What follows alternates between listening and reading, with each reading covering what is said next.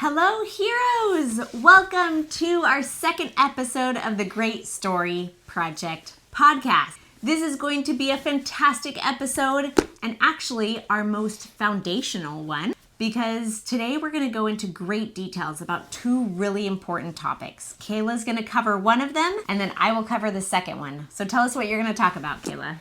All right, so the first one, like she said, super foundational, super important, and we will be referencing it and going and doing deep dives into it for the rest of this podcast. And it is none other than the hero's journey, which is super exciting. We've known about it for a long time, except this time it'll have a little bit of a twist because we created this version ourselves. Okay, and then after that, then we're going to jump into the four main type of characters that you'll find in a story. The victim, the villain, the hero, and the guide. And what's awesome is you'll find these characters in all the stories, but you'll also find them right here, up here, in your brain, in your head, and we're going to talk about that today. So get super excited. We're happy that you're here. Have you ever struggled with finding meaning and purpose in everyday life? My name is Mindy. And my name is Kayla. And this is the Great Story Project, where we share how life-changing adventures don't just exist in fairy tales, but in real life. And even you can make your own life story great. Okay, so let's get this party started. So the first thing that we'll always do at the beginning of every episode is give credit to the mentors and resources that we've used to gain this knowledge ourselves, because we want you guys to know that you can go and find this stuff yourself as well. So the book that I'll be referring to a lot is from my mentor, Donald Miller. Yes, I call him my mentor. He does not know that I exist, but he is my mentor. Okay, it's called Hero on a Mission. It is fantastic. He's got lots of beautiful books. You should check him out, and you'll see when we talk about the content. It's good stuff. And mine is a fun one. It's called Save the Cat Writes a YA Novel. And it's a funny title, but it's by Jessica Brody, and it's about how to write a story.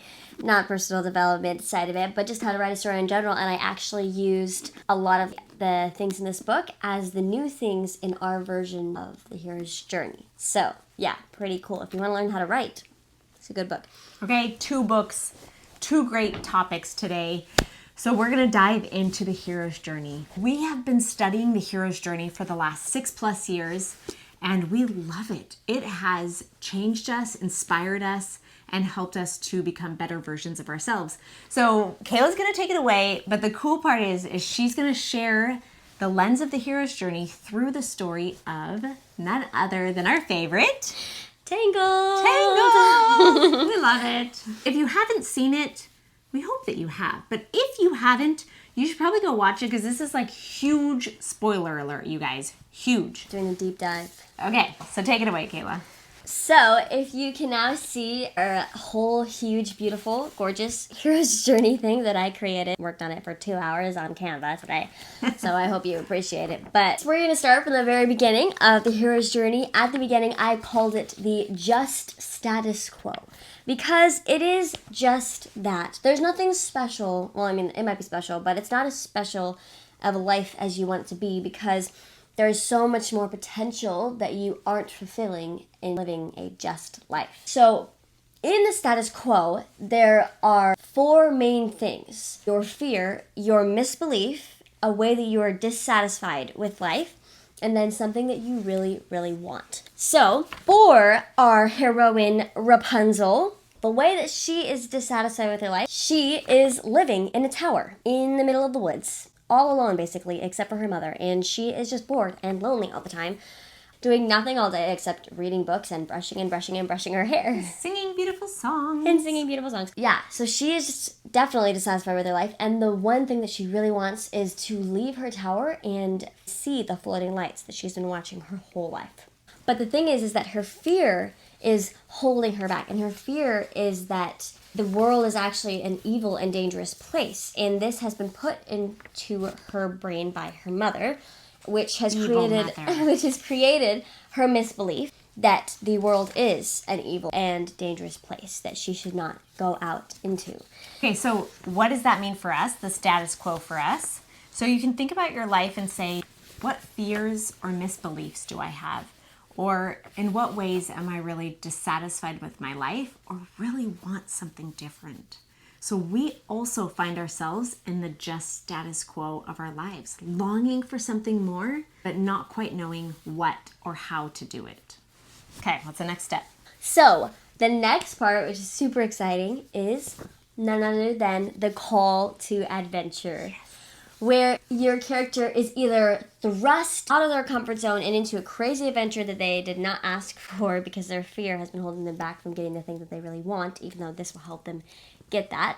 Or the other option is that they are given an opportunity that they just cannot turn down. So for Rapunzel, she is given an opportunity. Flynn shows up in her tower, and he has his own fears and misbeliefs. He believes that money is the only thing that will make him happy. And so he wants the crown really, really bad.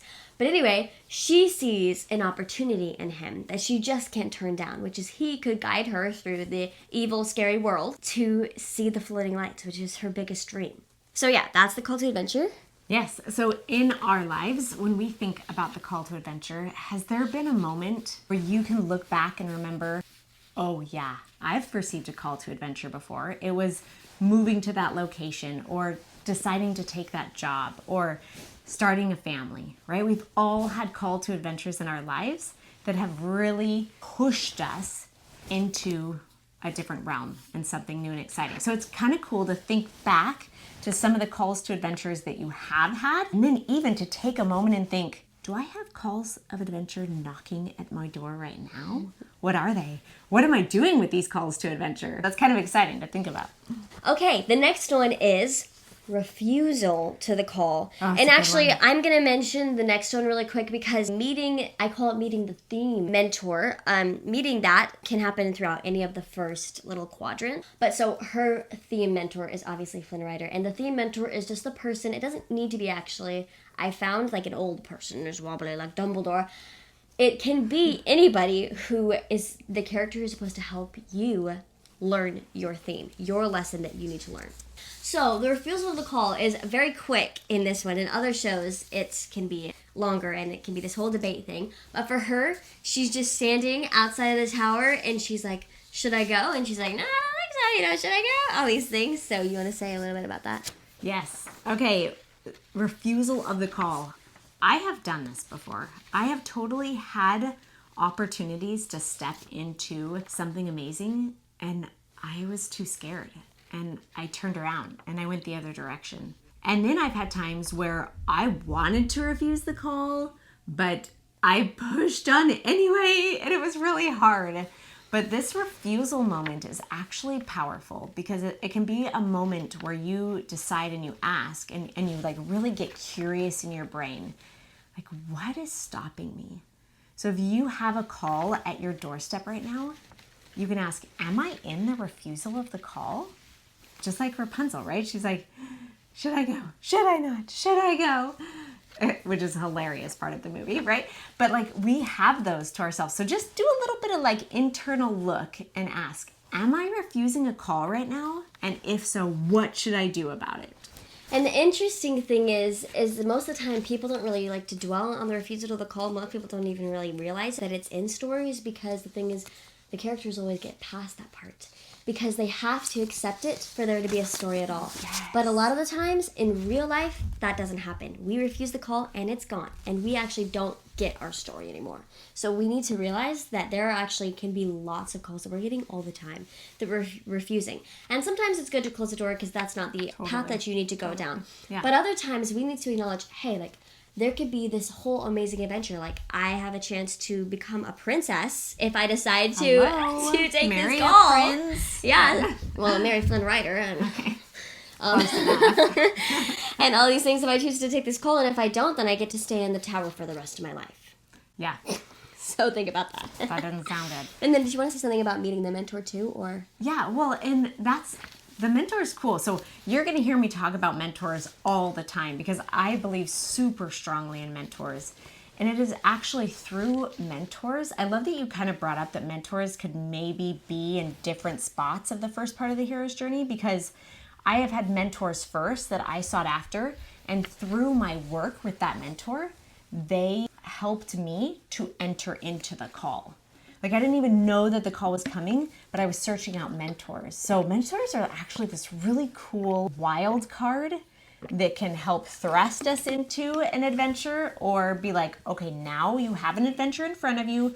Let me help you to know what to do next. So mentors are a really cool aspect of this whole thing. All right, so the next one is crossing the threshold, which is the funnest part. It's the part when Rapunzel finally decides to take the leap out of the tower, and she's flying through the air, and there's like epic music in the background, and her hair is like billowing and all these things.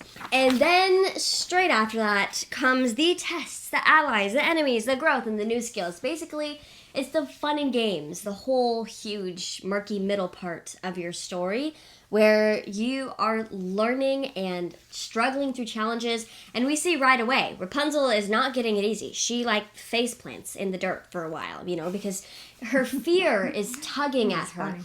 Because throughout all of our stories, we haven't learned all the lessons that we need to learn yet. So we still have this fear that is guiding our decisions. So everything that she does is still guiding the back of her mind, like, oh, what will my mother think? Oh, the world is so evil and scary. That's why she jumps on Flynn Rider's back to get away from a bunny. So That part's adorable. And this totally happens to us, right? Is as we've stepped into the world of the unknown, because once we've crossed the threshold, we are in the unknown space. And hello, we're totally gonna mess things up, right? I mean, we don't even know what we're doing. And that's what makes the story of the hero so powerful. We think, well, of course they're a hero. They know what they're doing.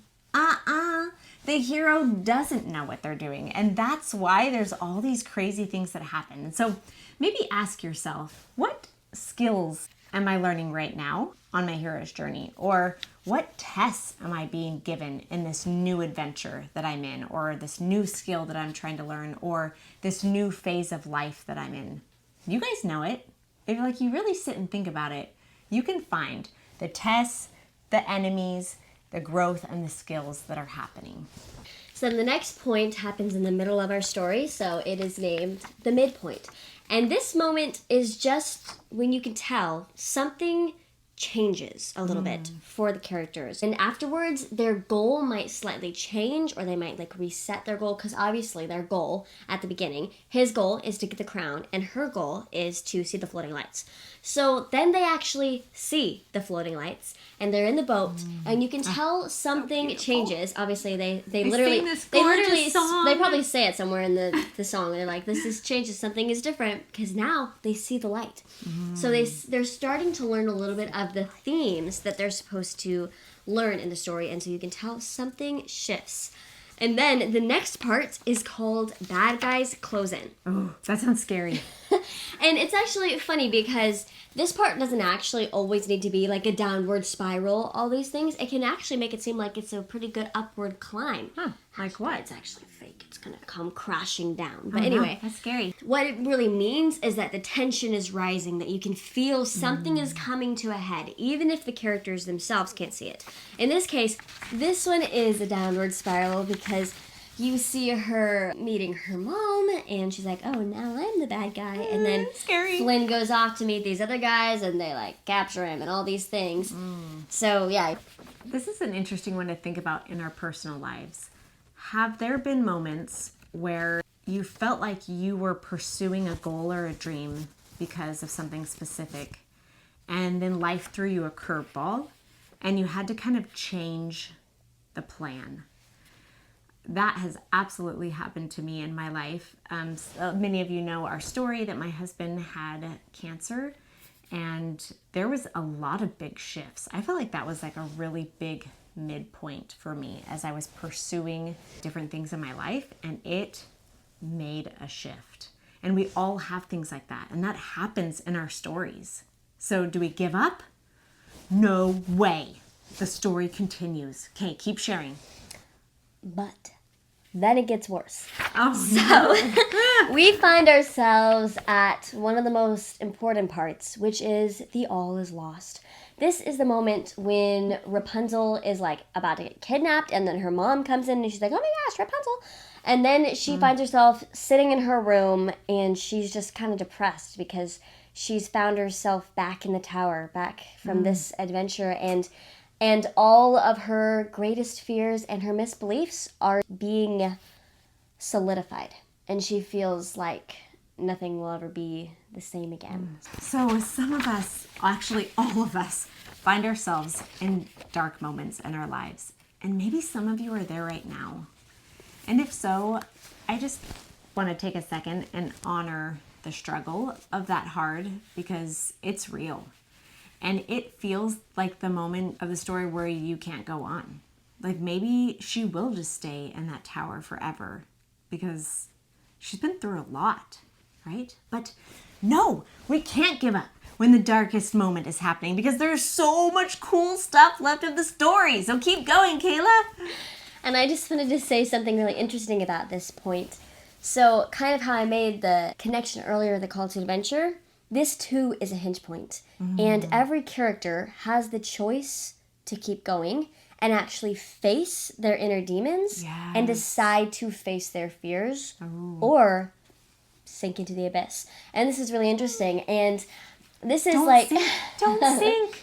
This is like the difference between positive character arcs and negative character arcs. So if you don't know this, villains and heroes are very similar. In fact, sometimes they can have the exact same goal. Sometimes they can be very, very similar to each other. And the reason why this is so powerful is because we can see heroes struggle with selfish and horrible tendencies just like villains do. The only difference is that in these moments, in this moment specifically, the villain decides to give up and give in. And the hero decides to stand up to all the horrible things that they're facing in their life and do something about it. Preach, sister. Let's go. So then, this next moment is possibly the most important moment, and it is called facing the shadow self, or the dark night of the soul. And basically, in this moment, all is lost. You feel like nothing is going to work ever again. And then you see there's a little glimmer of light. And you realize that the thing that you wanted wasn't actually the thing that you needed. And the things that you believed this whole time were actually wrong. And so in this part in the story, Rapunzel's sitting on her bed and she looks around her room and she sees all these stars and all these things in the ceiling, and she suddenly realizes, I'm the lost princess. And in this moment... Such a good part of the movie! And in this moment, she realizes that her misbeliefs, she had been told all these misbeliefs by her mom, that the world out there was scary and evil, but in reality, it was just her mom, and her mom was the scary and evil part of it. And so she didn't have to be afraid of the outside world. But she had to be afraid, well, not afraid, but she had to stand up to her mom, or who was not even her mom, and Imposter. and say all these things. So yeah, it's a very, very important moment, because this is the moment when your lesson that you need to learn is learned. Yes. And these are the moments too where we have to let our old self die. We have to really decide, intentionally choose that we are willing to give that up. And that can be hard, because you know why that can be really hard too?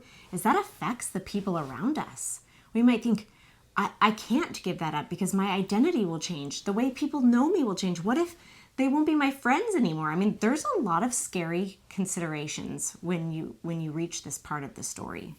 So we get it. It's tough, but it's exciting.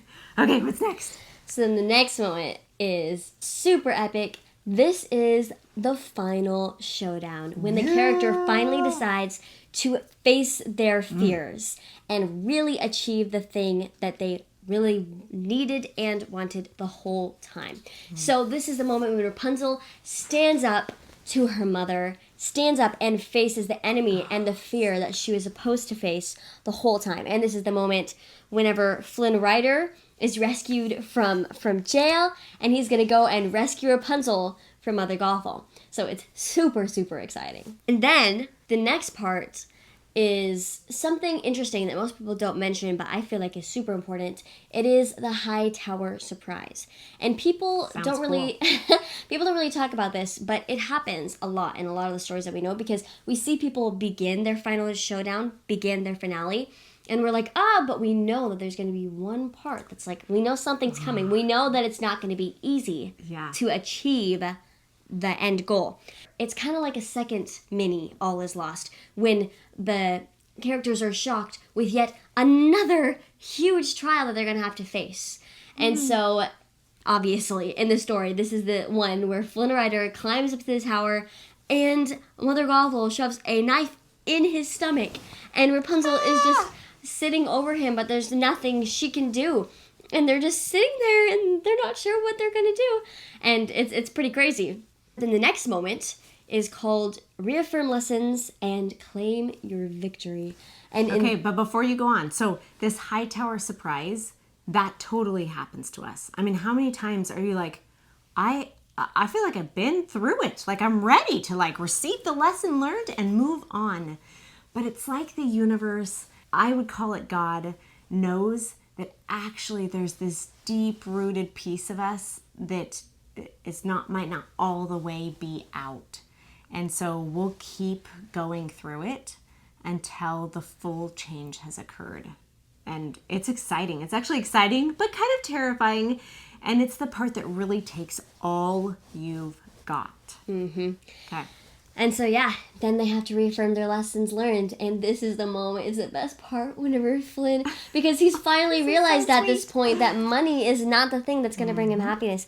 And he says, Rapunzel, you were my new dream. And she says, and you were mine. And it's so beautiful, and it makes me cry every time. Anyway, but in that moment, they're both learning the lesson that they need to learn. He's learning that love is more important than money. And she's learning that actually the things outside aren't evil or something to be afraid of, but actually can be something that she can fall in love with. So, it's an epic moment. And also in this moment, they're going to claim their victory because they fully learned their lesson and they've gone through all the tests, and now they have a new plan. And sometimes they actually go through with the new plan and they come up with it, and sometimes it kind of feels like this miracle. And so in this one, Rapunzel is crying and her tears just magically heal Flynn Rider, and it's a super epic part, and they claim their victory and their success, and it's just super happy and everybody's happy. Yes, and like the way that this looks like in our life, sometimes we'll blow past this moment of claiming the victory, of the lessons learned. It's why I super believe in this thing called the power of the debrief. I have a lot of people in my life that have shared, like, sometimes I just don't feel like I'm actually really accomplishing anything. And what I feel like it really is they just don't take a minute to debrief, to think about what they've learned, to think about the new skills that they gained, to think about the victory earned. And that part is powerful and important. And stories do a really good job of highlighting that. And as the audience, we're like, oh, yeah. But like in our personal lives, sometimes we stink at this part. We really got to know and celebrate when we have the victory. So don't forget, celebrate your wins, guys. Celebrate. Okay. So then there is the return home, where basically Rapunzel kind of meets her parents for the first time, and she's like, oh, I'm a princess now. And it's super epic. And then there's the Master of the Two Worlds and Returning with Special Knowledge, which is just the moment when they kind of realize that they've learned lots of things, like she was talking about the debrief. They're masters of lots of different things. In some stories it's more prevalent, and you can actually see they're masters of this world and this world. Right. But it's just really to show that they've learned and grown from the story. And then the last one is just a beautiful tying end to the story, and it is ascending to a higher plane. And this is the point of the whole story. It's because you have to go through all of it. You got to go through the All Is Lost and the refusal to the call and everything to get to the growth and learn the lessons that you needed to learn. And the magic part is that Rapunzel and Flynn, they found things and they unlocked parts of their potential that they never would have been able to without this amazing adventure. And they are 10 times happier now than they would have before. Imagine Rapunzel just living alone in her tower for the rest of her life. I mean, some people might be chilling with that. Like, you're like, it's an okay existence. But you don't realize that, like, we are... You could have had that whole story. Yeah, and like... this whole knowledge. We're in a car and we've constantly got our foot on the brake and we're afraid to go and run at life and get into these adventures because we can lose a lot and there is a lot to lose. But we don't realize that we are driving a race car and we're afraid like, oh, are we even enough? It's not even about being enough. It's about the fact that we are in a race car and we have so much potential that we have not even unlocked. And we gotta put the pedal to the metal and just drive through life and learn the lessons that we need to learn so that we can unlock that full potential. Awesome. Okay, guys, that is the hero's journey.